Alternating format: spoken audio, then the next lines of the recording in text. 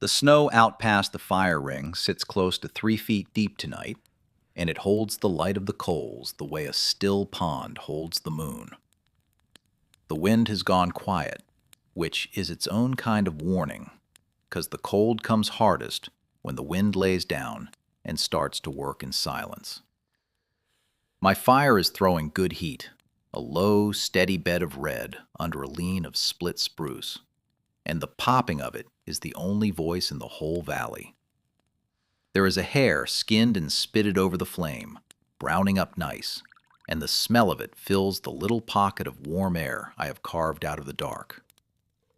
The dark itself presses in against that ring of light like a thing waiting for me to nod off.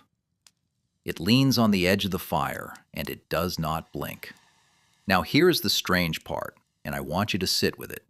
I am warm, and I am fed, and I have eaten near 2 pounds of good clean meat off that hare, and off the one before it. And yet my body is talking to me like a man who has eaten nothing at all. There is a gnawing under my ribs that no amount of that lean roasted flesh will quiet. My hands feel light and far away. My thoughts run in loose circles, and the hunger only sharpens the more I feed it. It is like pouring water into a bucket with the bottom rusted clean out. The country has handed me plenty, and the plenty is somehow killing me by inches. This thing I am about to tell you, this quiet, ordinary thing, has killed more good men out in this country than the wolves ever dreamed of. More than the wolves, hear me. Folks lie awake fearing the wolf on the ridge, the long howl that lifts the hair on the neck, and they are afraid of the wrong ghost entirely. The wolf is honest about what he is. This other thing wears the face of a good meal and a full belly, and it smiles at you while it empties you out. It is the tamest looking killer the winter woods have got. I know how backward that sounds, so stay with me. It will not fill you. It will not warm you through the long middle of the night. It will not hold your strength together when the cold comes to collect. All it does, the one single thing it does, is feel like eating. That is the whole of the lie. It gives your mouth the motion of survival and gives your body nothing it can truly use. And it lets you believe you are saved right up until you are past saving.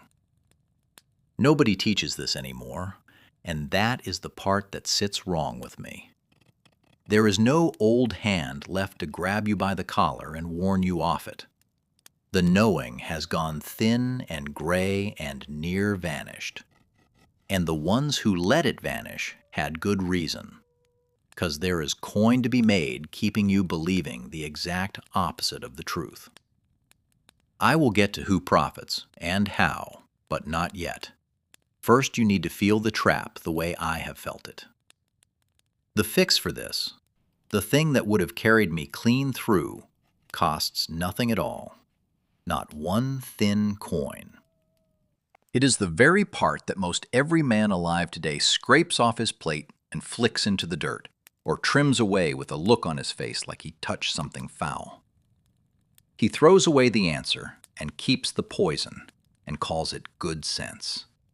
He does it at his own table, and he does it out here in the deep country the same way. The most valuable thing in the whole animal, and folks treat it like waste. I will name it plain when the time is right, and not one breath before. Keep listening, 'cause once you see this, you will never look at a full meat pole the same way again. You will look at it and see the danger sitting right there in the open. Let me tell you who is talking to you, so you know these are not notions I dreamed up warm indoors. I have run a trap line through the black heart of winter, up where the nearest living soul was 2 days walking and a frozen river between. I have wintered alone in a country that does not care whether you see the spring. I have gone out to the sets in the blue dark and come back with nothing, night after night, till the pack strap hung loose and my belt had new holes cut in it. I have known the particular fear of a man who is doing everything right and still losing ground. I have felt my own strength run out of me like heat out of a cracked stone. This kind of knowing does not stick from hearing it told nice by a fire. It only ever sticks in a man who needed it so bad it near took his life to learn it. I needed it that bad. That is why I still carry it. The men who taught me did not get it out of any book neither. They got it the hard way, the only way it comes. They learned it standing over ground they had to chip open with an axe to bury a friend who did everything the same as them, and lay down one night full and did not rise. They carried those graves in their faces. When such a man tells you a thing, you do not argue. You write it on the inside of your skull. Now here's what most folks have flat backward today, and it is the very center of the whole matter. They believe that meat is meat, and that if you have got game hanging, you have got life secured. They picture a meat pole heavy with lean red carcasses, rabbit and the like, stiff and frozen and swaying a little in the wind, and they feel safe looking at it. They think a full pole is a full winter. They think the animal on the pole is the same as the strength in their legs. Picture that pole for yourself, dark shapes hung against the snow. And picture a man standing under it, certain he has beaten the season. He has got a stack of dry wood, a good roof of spruce boughs, a whole run of caught game, everything the eye wants to see. And I am telling you, a man can stand under a loaded meat pole and starve to death slow, with his mouth working the whole time. Hold tight to this next part, because it is the spine of everything I am going to say. A man can eat until his belly is round and tight, eat 2 or 3 times a day, eat till the very sight of meat turns his stomach, and still waste away and die with food between his teeth. A full man, starving. I am going to show you exactly how that happens, the machinery of it, step by step inside the body. But not yet. Keep that impossible thing in the back of your mind like a coal you are guarding under ash. Because when I hand you the how of it, it is going to change the way you see every meal you ever eat out here. The danger is not one thing. It is 2 things meeting the way most true dangers are. It is the season and the animal coming together at the worst possible hour. Late winter is what the old hands called the killing time, and they did not name it that for the cold alone. They named it for what the cold does to everything that has to live through it. By the tail of winter, the country has been grinding down its creatures for months without rest. The animals that survive that long are not the plump ones you take in the fat of autumn. They are worn down to rope and bone, run ragged by the deep snow and the endless want. A hare in late winter is a different creature from a hare in the fall, though it wears the same coat. It has burned everything soft off its own body just to keep breathing. Inside, it has gone lean as a green stick, and a man out on the trap line in that same season is running the very same debt, drawing down his own reserves faster than the country will let him fill them back. So you have got a starving man eating a starving animal, 2 empty buckets pouring into each other, and neither one filling. That is the collision that kills. The season strips the beast, and the beast cannot feed the man, and the man does not know why he keeps fading with food in his hand. He blames the cold. He blames his own weakness. He never once suspects the meal itself, because the meal is the one thing he trusts. And the more of that lean late winter meat he takes in to fight the fading, the harder the fading comes on. That is the shape of the trap before I even open it up for you. Here is the cruel logic of it, and you have to see it clear or none of the rest will land right. The easiest thing to get in that country is exactly the thing that will kill you. Lean meat is everywhere in the late winter woods if you can trap at all. The rabbit runs are thick, the snares fill, the sets pay off. The country hands you the poison in generous armfuls and hides the medicine. So the desperate man, feeling himself weaken, does the most natural thing a body can do.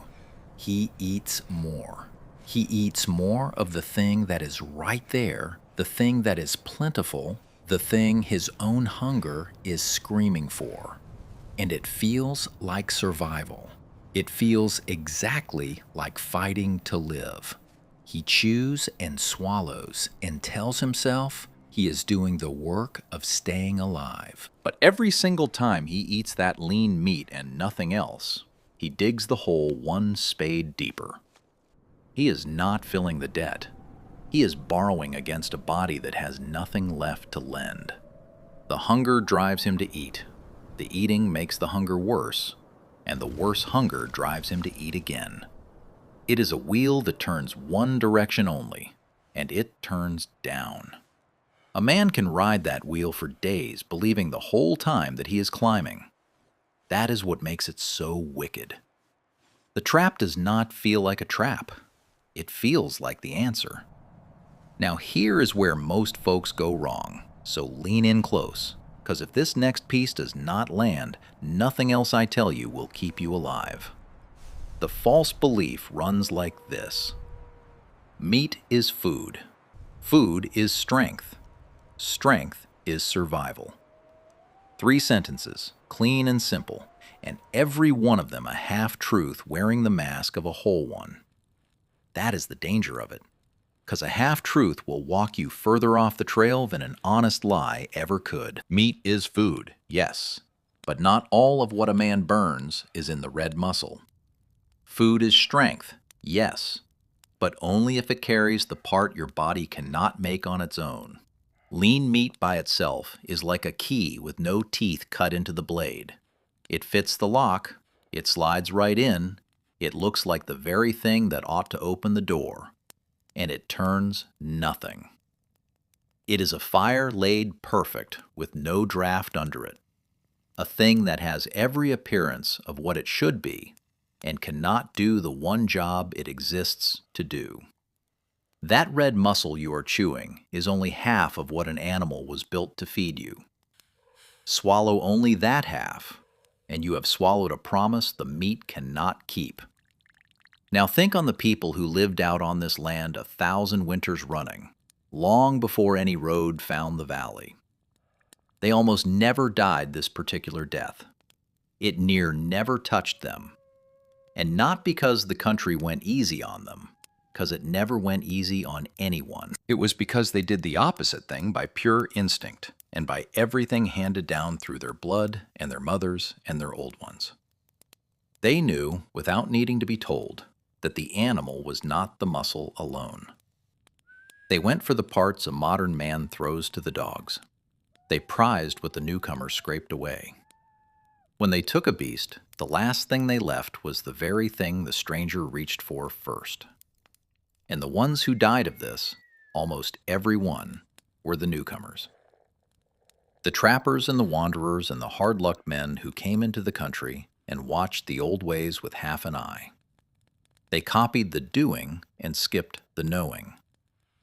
They saw a man eat meat and live, and so they ate meat, and they never saw the quiet rest of it, the parts eaten first and eaten most, the things that were the whole point. They mimicked the surface and drowned in the deep, 1,000 winters of hard-earned knowing, and a stranger could undo himself in 3 weeks by watching wrong. I am going to hand you the fix the way it was handed to me, in layers, one at a time, because that is the only honest way to give a thing this heavy. If I dumped the whole of it on you in one breath, you would nod and forget it by morning, and it would be worth about as much to you as a story. Laid down slow, layer on layer, it sinks in and it stays. So here is the first layer, and it is the one that turns your whole head around. The thing you were chasing is not the thing that saves you. The lean red muscle you were told was the prize is the least of what that animal has to give. The strength is not in the flesh you can see. It is in the fat and in the parts folded up inside. Fat is the fuel and lean is the lie. Say that over to yourself. Fat is the fuel and lean is the lie. The whole survival of a man in the deep cold rides on the fat and the rich inner parts, because that is where the slow burning warmth lives.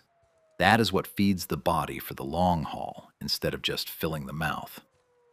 A man living on lean alone is trying to heat a cabin by burning paper. It flares up, it looks like fire, and it is cold again before you can turn around. The fat is the seasoned hardwood log that burns through the night. Chase the log, not the paper.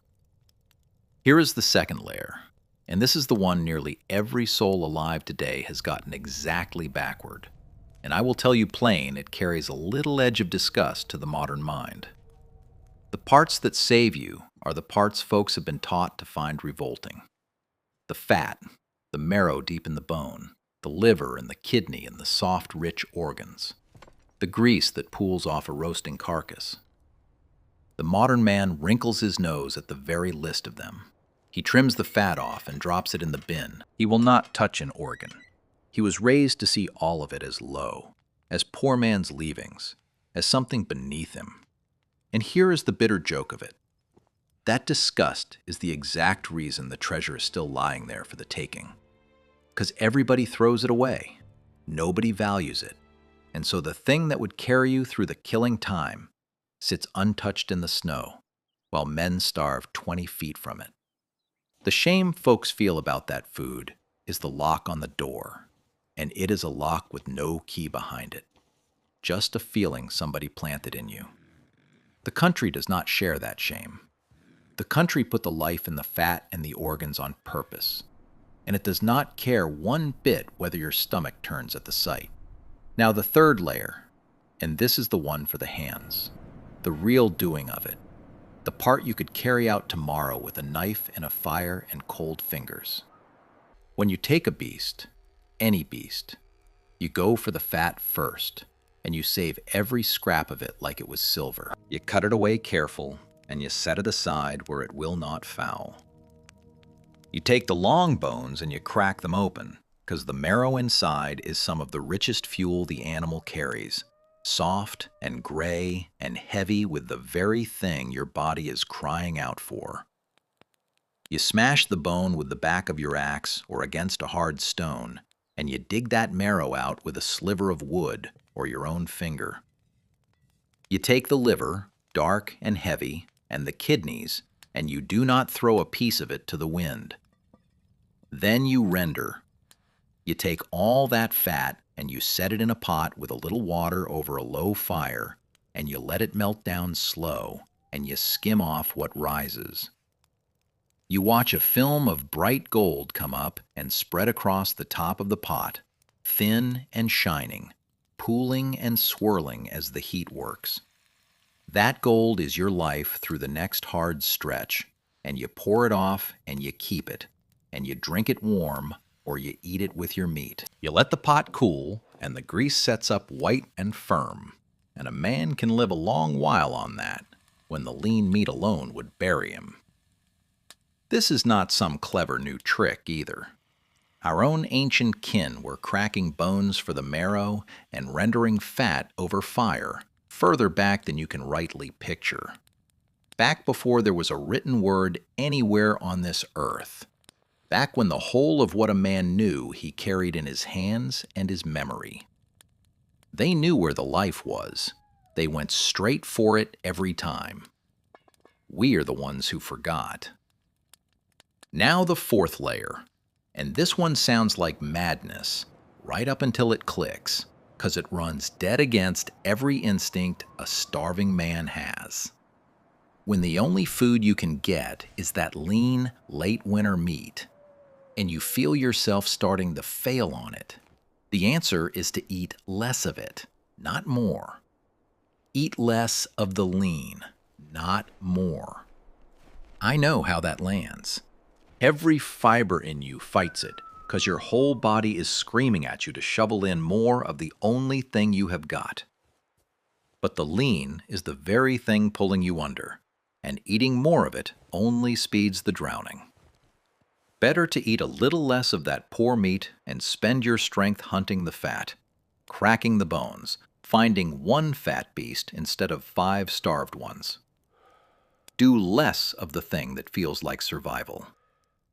It is the hardest order in all the country to follow, because it asks you to starve your instinct in order to save your life. Now circle back to what I told you to hold on to. That coal you have been guarding under the ash. The full man who starves.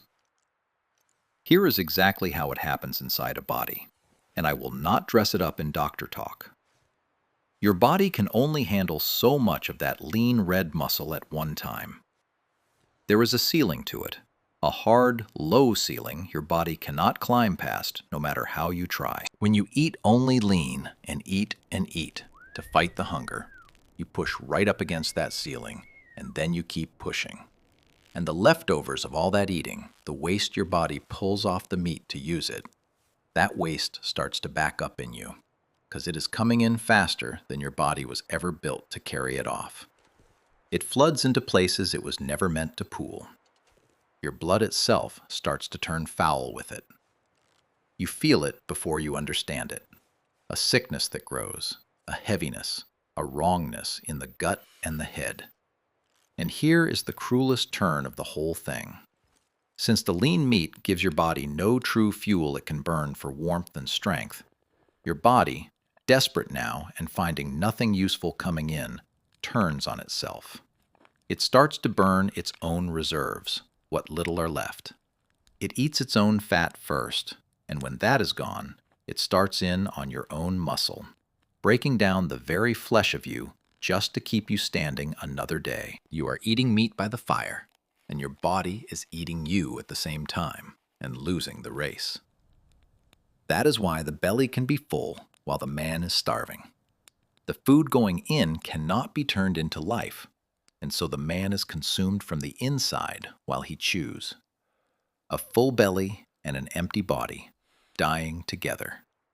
That clawing, bottomless, frantic feeling the old accounts all describe, that gnawing that no meal will quiet, I want you to understand what it truly is. It is not greed. It is not weakness of the will. It is not a man being soft or wanting more than his share.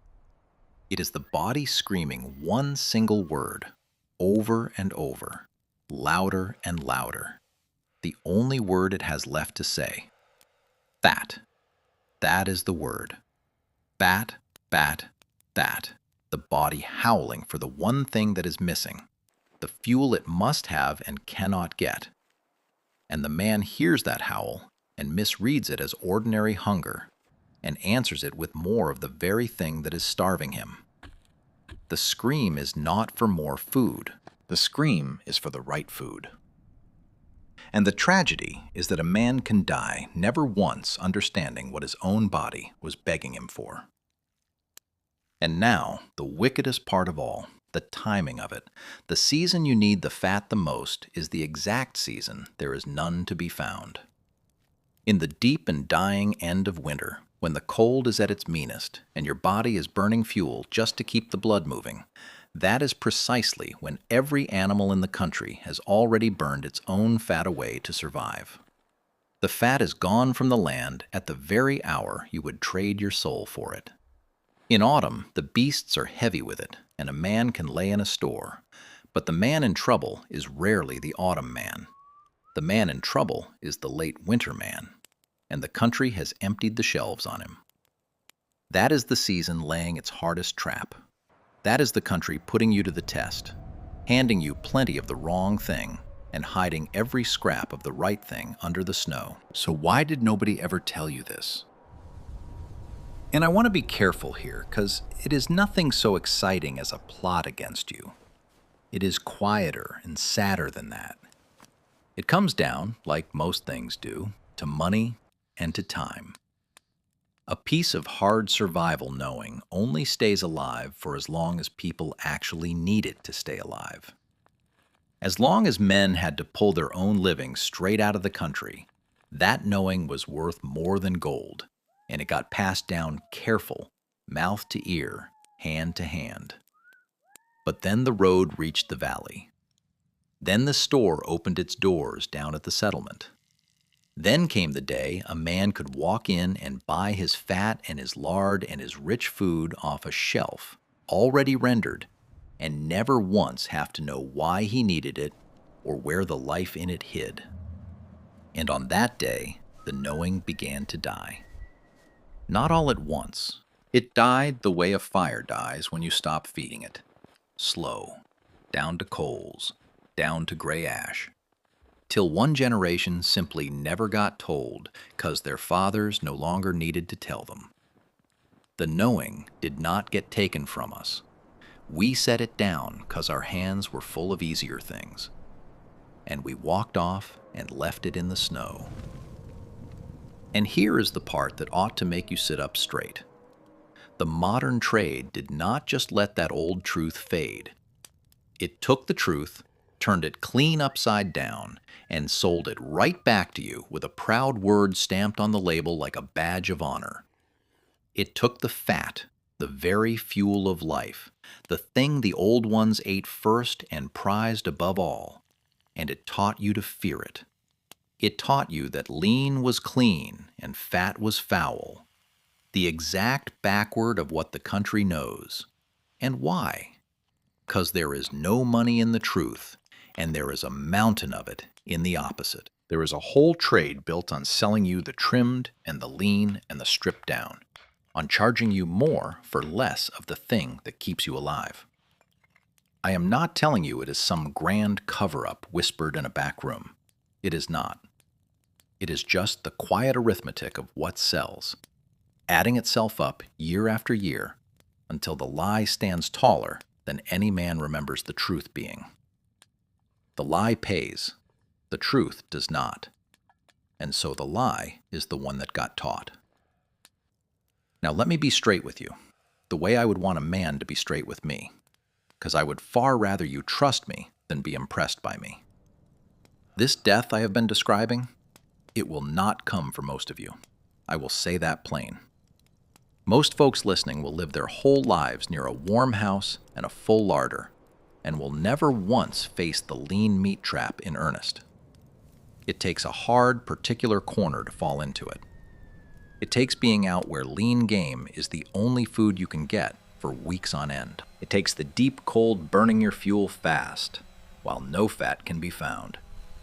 It takes doing everything else right, staying dry, keeping your fire, filling your snares, and still having only the wrong food to fill them with. Line those things up and the trap is set, and it does not care how clever you are. And here is the turn I owe you. Every single man this thing ever came for was just as sure as you are right now that it could never come for him. Every one of them thought exactly that thought, right up to the morning it had its hands around him and would not let go. Certainty was the one thing they all shared. Certainty is what walked them into it.